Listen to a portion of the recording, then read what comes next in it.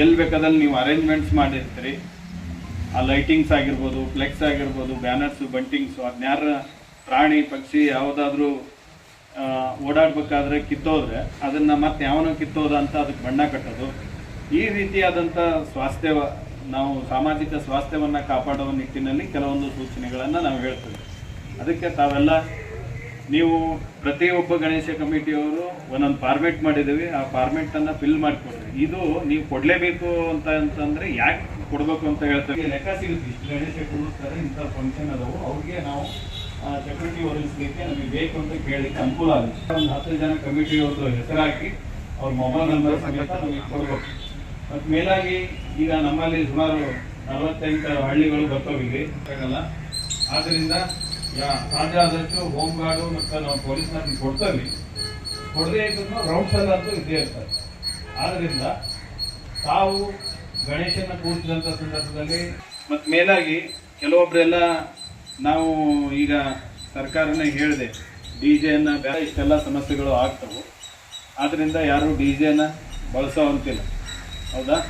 ಹಂಗೇನಾದರೂ ಇದ್ರೆ ನೀವೇನೋ ನಮ್ಮ ಖುಷಿಗೆ ಕೇಳಿದರೆ ನೀವು ಒಂದು ಬಾಕ್ಸ್ ಹಾಕೊಂಡು ನಾವು ಸುಮ್ಮನೆ ಗಣೇಶನ ಕರ್ಕೊಂಡು ಹೋಗೋದ್ರಿಂದ ಒಂದು ಬಾಕ್ಸ್ ಹಾಕೊಂಡು ಮಾಡ್ತೀವಿ ಅಂದರೆ ಅದಕ್ಕೆ ನಾವೇನರ ನಮ್ಮ ಲೆವೆಲಲ್ಲಿ, ಅದು ಬೇರೆ ಲೆವೆಲಲ್ಲ.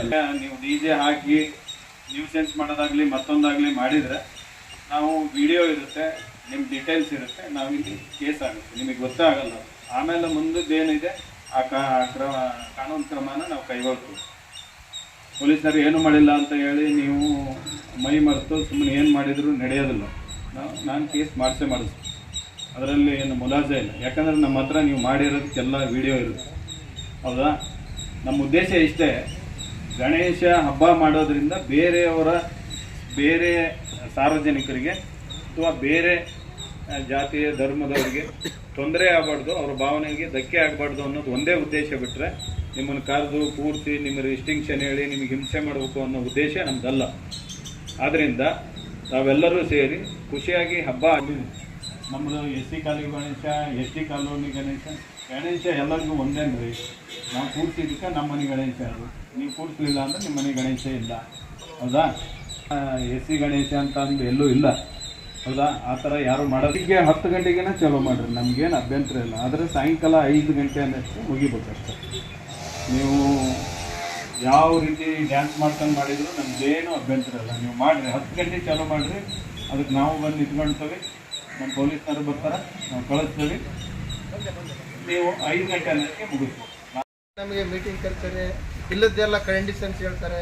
ನಮ್ಮೊಬ್ಬ ನಾವು ಮಾಡೋಕ್ಕೆ ಇವ್ರದ್ದೇನು ಕಂಡೀಷನ್ಸ್ ಅಂತ ಕೆಲವರು ಮನಸ್ಸಿನಲ್ಲಿ ಗೊಂದಲಗಳು, ಪ್ರಶ್ನೆಗಳು ಆಕಸ್ಮಿಕವಾಗಿ ಎಲ್ಲರಲ್ಲೂ ಸಾಮಾನ್ಯವಾಗಿ ಇರ್ತಕ್ಕಂಥದ್ದು. ನಮ್ಮ ಪಡೆ ನಾವು ಮಾಡ್ತೀವಿ, ಸುಮ್ಮನೆ ಏನು ಕಷ್ಟ, ಕೆಲವು ಪ್ರಶ್ನೆ ಮನಸ್ಸಲ್ಲಿರುತ್ತೆ. ಯಾವುದೇ ಕೂಡ ಪೊಲೀಸರು ಯಾವುದೇ ಹಬ್ಬ ಹರಿದಿನಗಳ ವಿರೋಧಿಗಳಲ್ಲ. ಅವರು ಕೂಡ ಸಾಮರ್ಥ್ಯದಿಂದ ಪೊಲೀಸ್ ವ್ಯವಸ್ಥೆಗೆ ಹೊಂದಿರ್ತಕ್ಕಂಥವ್ರು. ಅವರೇನೋ ನೇರವಾಗಿ ಬಿಡ್ತಾನೆ ಪೊಲೀಸರು ಬಿಟ್ಟಿರೋದಿಲ್ಲ. ನಮ್ಮದು ಒಂದು ಸಂಪ್ರದಾಯ ಇರುತ್ತೆ, ನಾವು ಒಂದು ಹಬ್ಬ ಆಚರಣೆ ಮಾಡಿರ್ತೀವಿ, ನಾವು ಒಂದು ಸಮುದಾಯದಿಂದ ಮೆಟ್ಟಿಲುಗಳಿಂದ ಬೆಳ್ಕೊಂಡು ಬಂದಿರ್ತೀವಿ. ನಾವು ಕೂಡ ಒಂದು ಕಾಲದಲ್ಲಿ ಹಬ್ಬ ಮಾಡಿರುವಂತಾರೆ, ಓಡಾಡಿರುವಂತಾರೆ, ಎಲ್ಲವನ್ನು ಮಾಡಿರುವಂತಾರೆ.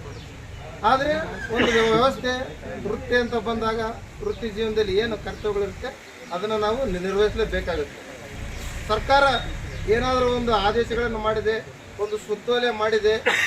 ಯಾಕೆ ಮಾಡುತ್ತೆ ಅಂದರೆ ಎಲ್ಲರ ಸ್ವಾಸ್ಥ್ಯವನ್ನು ಕಾಪಾಡಲಿಕ್ಕೋಸ್ಕರ ಮಾಡುತ್ತೆ.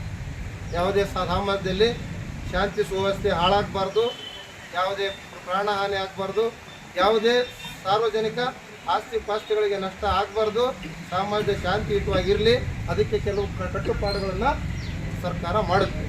ಸರ್ಕಾರ ಯಾವುದೇ ಕಾರಣಕ್ಕೂ ನಿಮಗೆ ಅಡ್ಡಿಪಡಿಸೋಕ್ಕೆ ಅಥವಾ ನಿಮಗೆ ಸಮಸ್ಯೆ ಮಾಡಲಿಕ್ಕೋಸ್ಕರ ಯಾವುದೇ